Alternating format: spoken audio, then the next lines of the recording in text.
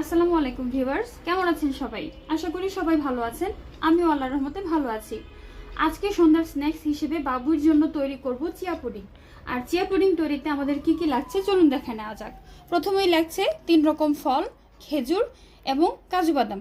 সাথে লাগছে পরিমাণ মতো দুধ, চিয়া সিড ভেজানো এবং পরিমাণ মতো চিনি। আপনারা চাইলে চিনি স্কিপ করে মধু ব্যবহার করতে পারেন।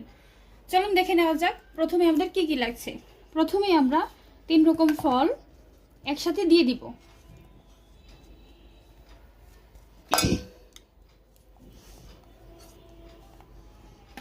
তারপর এটাতে চিনি অ্যাড করে নিব। আমি যেহেতু চিনি কম খাই সেক্ষেত্রে চিনির পরিমাণ এখানে আমি কমই দিচ্ছি, আপনারা চাইলে কম বেশি করে নিতে পারেন। তারপর আমি দিয়ে দিব পরিমাণ মতো চিয়া সিড, যেটা আমি 1 ঘন্টা আগে ভিজিয়ে রেখেছিলাম।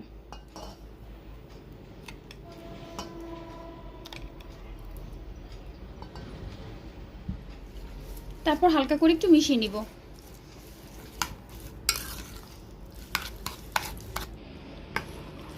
ফল এবং চিয়া সিড মেশানোর পর আমি এখানে পরিমাণ মতো দুধ দিয়ে দিচ্ছি।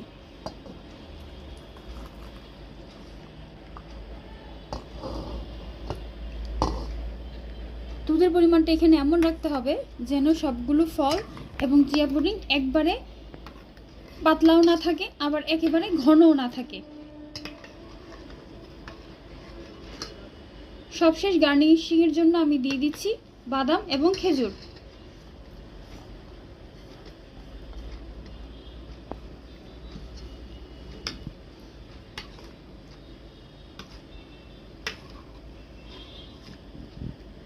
দেখতে পাচ্ছেন ভিউয়ার্স, আমার চিয়া পুডিং এখন একদম রেডি। সার্ভ করে খেয়ে নিলেই হবে। থ্যাংক ইউ সবাইকে রেসিপিটা দেখার জন্য।